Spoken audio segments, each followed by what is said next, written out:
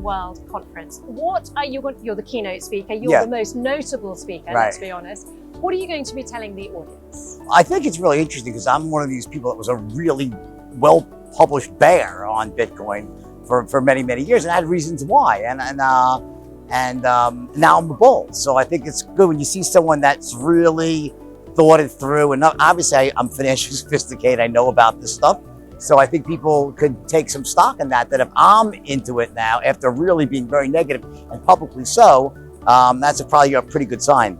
I'm really interested to hear about the process that brought you round to blockchain, because obviously it's a process that many of us are going to have to go through as well, because it's such a new technology. It's quite hard to understand. Sure. So one thing, the distinction is I never was negative on blockchain. Even in my most forceful interview, I'm like, I hate Bitcoin, right? I always say I love blockchain, but I had serious problems at the time with what was going on in Bitcoin. For example, the inflationary aspect. I made a call and I was like really, really right and really, really wrong. In 2017, it was like October, around there. I was right around the peak, close to 20,000. I said Bitcoin is going to crash, and I was right about that. Over the next year or so, it just got destroyed.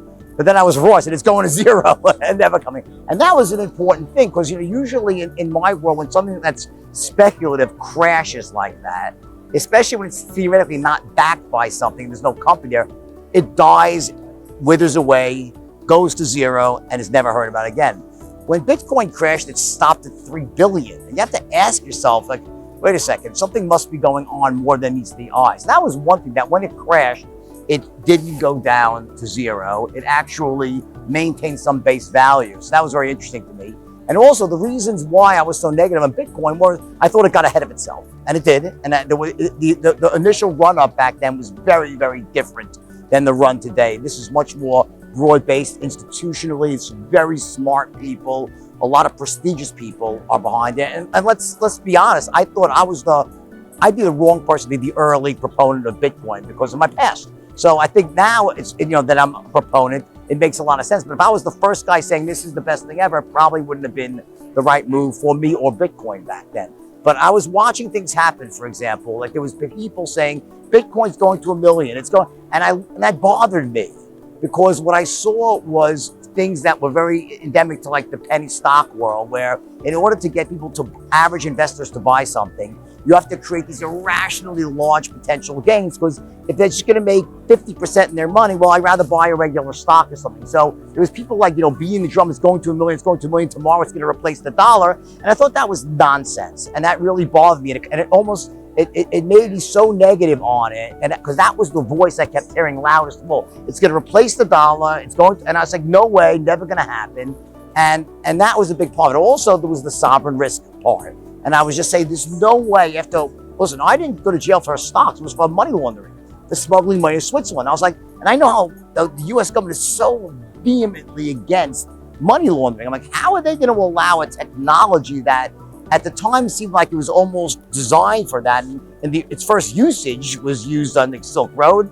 Now, obviously, it turns out there's a lot better ways to launder money. Bitcoin's a pretty awful way to launder money because it's a paper trail a mile long. Right? But that was also the sovereign risk element was really, and I think that if probably the US and other governments could go back, they probably would try to shut down Bitcoin. Too late now. I think it's crossed over, it'd be almost impossible to do. So those are the big reasons why.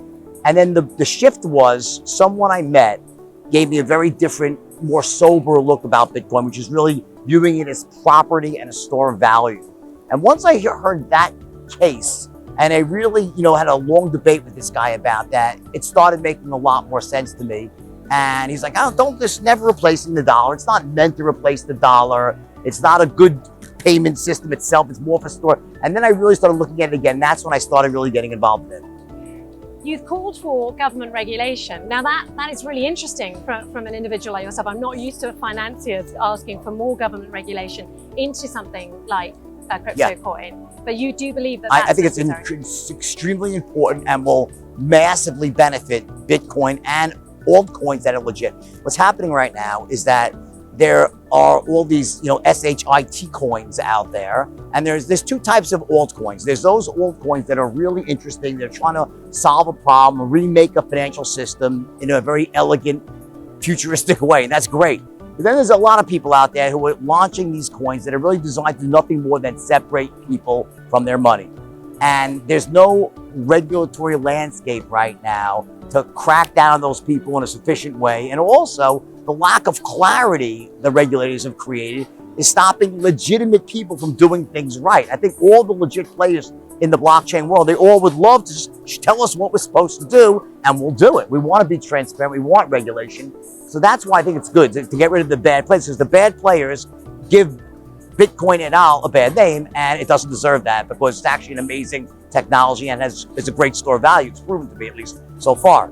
On the other side of the equation, if you go back in history, every time the government comes in and regulates a market like this, it goes flying higher. It gets better, not worse. And everyone's always nervous to me, like with junk bonds. Oh my God, they're going to regulate junk bonds and the party will be over. Look what happened. Junk bonds became mainstream. They said, oh, the credit default stops. They're going to regulate that. It'll all be over. No.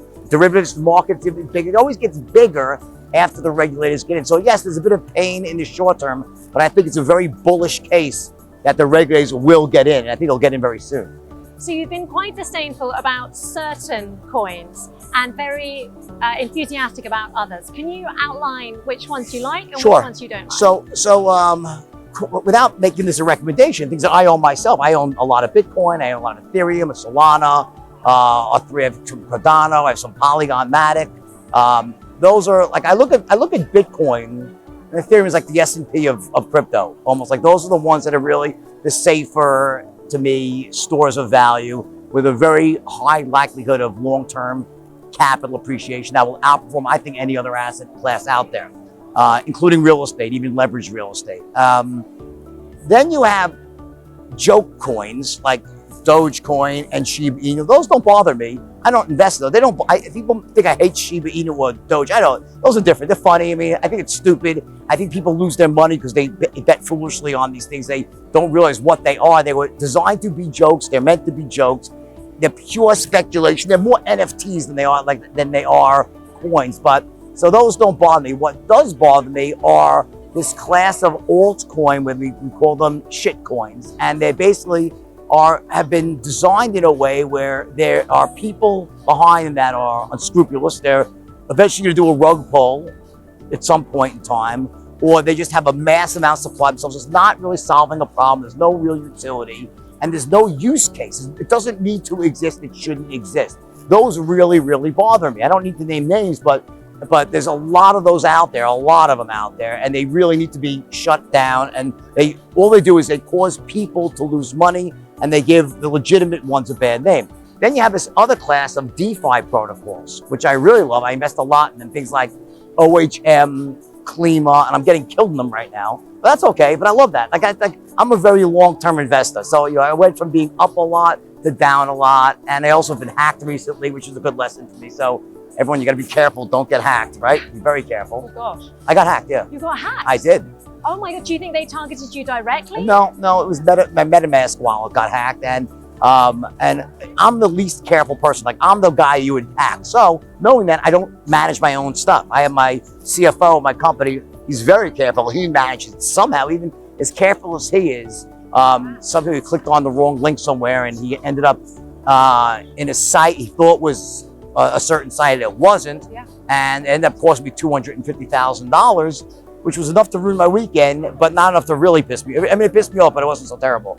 But it definitely ruined my weekend. Yeah, it ruined my weekend yeah. for sure. And I was out for dinner with some really big venture capitalists, and they were like, "Tell us the yacht sinking story." So I was in this. I was like, "Oh, let me tell you this." So I started telling the yacht sinking story, and my phone rings. My CFO. It's like Friday night. I'm like, "That can't be good news." And I look like, "Hello." He's like, "You're not gonna." And he tells him like, and then I actually said, I can't tell the yacht sinking story. No, you can't. Yeah, and then I tried to hire a company to trace it, and still hoping maybe I'll get it back at some point. But it's that's a problem with crypto, is that when someone hacks, if it's on the chain, you can't get it back. That needs to change somehow, and I think that there will be advances that will allow it to change. So you actually think that someone had managed to steal your password effectively and then transfer the Bitcoin from one account to another? I'm not sure if it was, effectively, yes. I think it wasn't my password. I think what happened was, we're still not 100% sure, is that my CFO ended up on a site that he thought was MetaMask. Okay. And it wasn't. It was like some sub MetaMask site that mirrored MetaMask, and it actually had the same functionality. But so what happened was he opened up his windows to like give me a daily report, and then like he turned his head for a second, went back, and it was gone. The sophistication of these attacks is absolutely extraordinary. No, it's really bad. Every economic level are being really targeted. bad. So It's yeah, really and the same week, the guy who like runs security for somewhere else, like FTX, got hacked. As I said, one of the companies got hacked. I was like, it's not just me. So, but now I have everything in a ledger, so it can't be hacked right now. So learn my lessons. That's really interesting. Before we spoke about hacking, you mentioned NFTs, which of course is another incredibly new technology, an incredibly new idea even. For most laymen, it is utterly incomprehensible. So I'm a big owner of NFTs. I've never, everyone always has asked me to create them. I've never created any of my own yet. Okay. One day I will, but I wanted to first get into the market as a buyer and a supporter of the market, which I have heavily. I bought a CryptoPunk. I bought a bunch of other NFTs out there. And I recently bought a very expensive piece of artwork in Art Basel and with the NFT attached to it, right? So I think that, the best way to look at NFTs is like, if you have children, or maybe you are still a child, or you're 20, you're a child in my mind, right? Right. But, like I watched my kid when he was 16, 15, play video games, and he's sitting there all day long searching for like virtual bananas and virtual bags of gold and extra lives. He's that, can I borrow money? I need to buy a life. I need to do that. I need to buy a property. And I'm like, well, what are you doing? Like, how could you be this much into like this virtual things, right? What happens in the human brain is that when you're involved in that world, you don't distinguish between you get the same dopamine hits from the virtual as you do from the real. Yeah. So things like a virtual painting, meaning, the virtual representation of a painting or a piece of art, a virtual piece of property, a house, a virtual room or meeting place to go to. All these things that seem odd, we've actually been doing it in video games in a 2D way.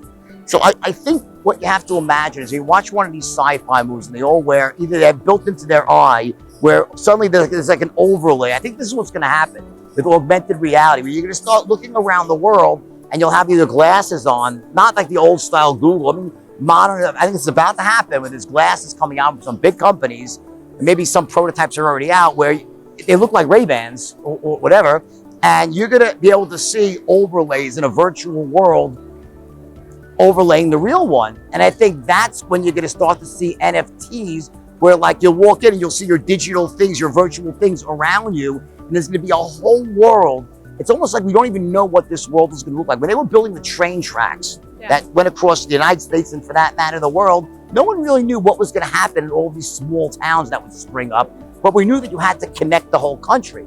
I think the metaverse represents that, like the train connecting the whole country the way the internet connected the world. And then you can have all these virtual things, hence NFTs, that like represent the digital, it's a signature, it's a one of one or a certain number, it shows authenticity. And I think that's going to have massive value in this upcoming metaverse, which I think is going to be a really big thing. Maybe I'm wrong, but I'm betting on it heavily. I'm really impressed by your vision, to be honest, because it's quite difficult as a lay person to imagine this metaverse, to imagine how NFTs are going to be of value when they're non-tangible by their very nature. Do you think an ordinary lay person should be making those types of investments? Someone with concerns about school fees and rent. Sure. I think it's relative to, like, in other words, how old you are, how much money you have to invest. I wouldn't take your last dollars and do it, but what I would do is take a very small amount of money that you can afford to lose, and I would take that money and start dabbling in this stuff slowly and carefully to learn about it, and and start buying what you like. Not so much to make money, but what you enjoy being part of. For example, one of the things with NFTs is that typically they come with communities attached. So it's almost like a ticket to a membership of a very exclusive, sometimes very exclusive or semi-exclusive club. So when you buy an NFT, I would say, what's the utility? Does it open up an invitation to be with certain people or get you into certain chat rooms where you can start meeting people and doing more business? There's also that side. So it creates alliances, it creates groups for networking. And I'm a big believer in the power of networking and masterminding. It's always been a very big part of my success, is the group of people that you surround yourself with, for better or worse, right? And so I think that's a big part of it too. But what I would do is for everybody is start very, very small and use that to educate yourself. Like you can have a little bit of education money that you can afford to lose, because some of this stuff is very, very inexpensive. I wouldn't go out there and start betting on this stuff like I'm looking to pay my tuition or pay the rent next month. I think it's probably going to end pretty badly for most people. I've got to ask you a couple of wolfy questions to start with. Matthew McConaughey, the humming. Who was his character based on? Did he ever hum at you? So he's amazing, by the way. Yes, a wonderful actor. And that scene up in the top of it's called the top of the Sixes. That was the restaurant, right? Yeah. Very, very accurate. But we didn't do this thing. We did something else. We would chant the word yes, and we'd scream. Everyone bang their fists and say yes every morning to get. That was Matthew. His humming thing is his thing, okay. Which, by the way, I wish I had invented it. But I'm glad to steal it from him publicly and give him credit, right? Yeah. Is that because it's this amazing thing that became on the movie set almost like this rallying cry. He did it like out of nowhere. And Marty Scorsese, like the first thing, he's 1 second, but I got to do something. He's like, and Marty's like, Leo, what's he doing? He's like, oh, this is this thing he does when he acts. And Marty's like, I love that. Can we make that part of the movie? And they actually took that and integrated it into the movie. And then I was like, this is great stuff. And it's like really funny. People do it all over the world. They do it at EDM concerts. They'll do it at football games. It's unbelievable. So that's There's a brunch here where they do it. It's like a Friday brunch in between each course and shots they do. Exactly. The heart thing. And so would it be fair to say you're no longer the Wolf of Wall Street? What would your alter spirit ego be now? What are you the bear of the bear of shame? I think that the wolf can be good or bad. Like, so I'm the benevolent wolf of Wall Street right now. So I think, Wolf's got a lot of great characteristics. It's very loyal.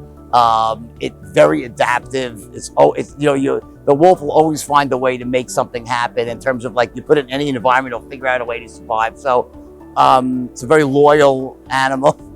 So but I'm not the carnivorous wolf of Wall Street that is looking to make money, whether or not we'll lose in the process. That I'm not anymore. A pleasure to talk to you. Thank you so much. Thank you. Likewise. For your time. Thank you. Thank you very much. Sure.